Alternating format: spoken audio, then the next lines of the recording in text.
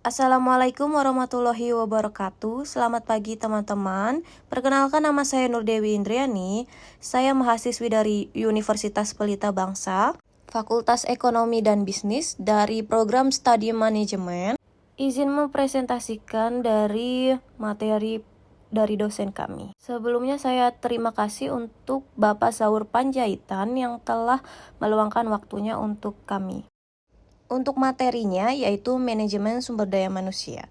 Manusia sebagai sumber daya organisasi. Di sini ada pengertian manajemen sumber daya manusia. Yang pertama itu ada secara etimologis, yaitu penerapan manajemen dalam mengelola sumber daya manusia. Yang kedua ada definisinya.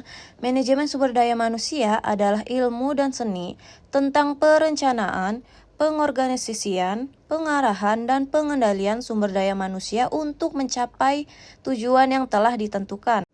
Bisa juga manajemen sumber daya manusia adalah pendayagunaan, pengembangan, penilaian, pemberian balas jasa, dan pengelolaan terhadap individu anggota organisasi atau kelompok pekerja, menyangkut pula desain dan implementasi sistem perencanaan, penyusunan, personalia, pengembangan karyawan, pengelolaan karir, evaluasi kinerja, kompensasi karyawan, dan hubungan pemburuan yang mulus. Selanjutnya ada fungsi-fungsi manajemen sumber daya manusia.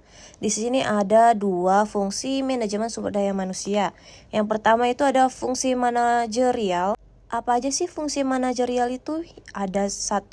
Planning, 2. Organizing, 3. Directing, dan 4. Controlling. Lalu fungsi operasional itu ada apa aja sih?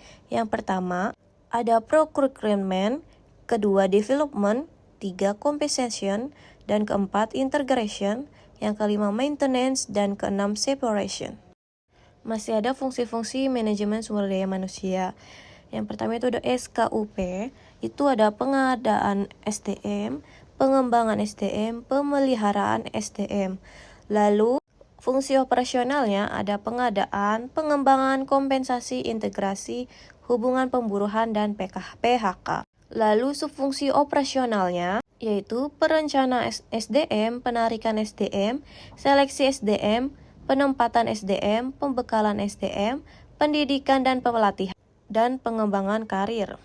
Yang kedua ada instrumen MSDM. Yang pertama ada analisis jabatan, penilaian prestasi kerja, evaluasi jabatan. Selanjutnya di sini ada evolusi manajemen sumber daya manusia.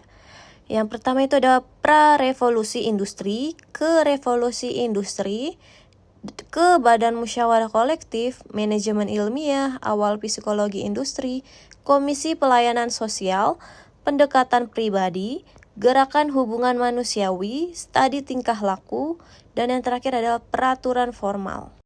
Lalu tantangan apa aja sih yang dari manajemen sumber daya manusia itu sendiri? Dimulai dari eksternal, yang pertama adalah perubahan yang cepat, yang kedua keragaman tenaga kerja, ketiga globalisasi, keempat peraturan pemerintah, kelima perkembangan pekerjaan, dan yang terakhir kekurangan tenaga kerja terampil. Dan internalnya itu ada posisi organisasi dalam bisnis yang kompetitif, fleksibilitas, pengurangan tenaga kerja, restrukturisasi, bisnis kecil, budaya organisasi, teknologi, serikat pekerja. Di sini ada individu atau profesional, itu apa aja sih tantangannya? Yang pertama, keserasian antara pekerja dengan organisasi. Yang kedua, tanggung jawab etis dan sosial. Yang ketiga, produktivitas. Yang keempat, pelimpahan wewenang. Yang kelima, penyaluran buah pikiran.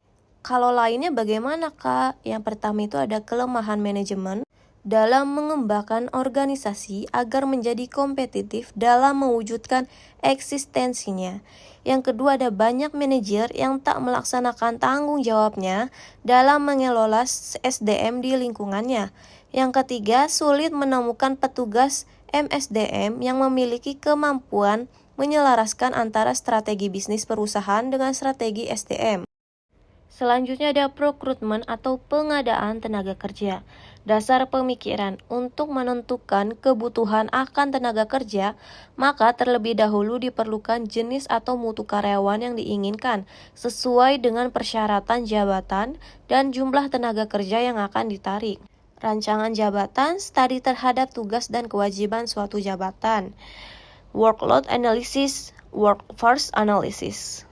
Sekian presentasi dari saya ucapkan terima kasih banyak. Lebih kurangnya saya minta maaf. Wabillahi wal taufiq wal hidayah. Wassalamualaikum warahmatullahi wabarakatuh.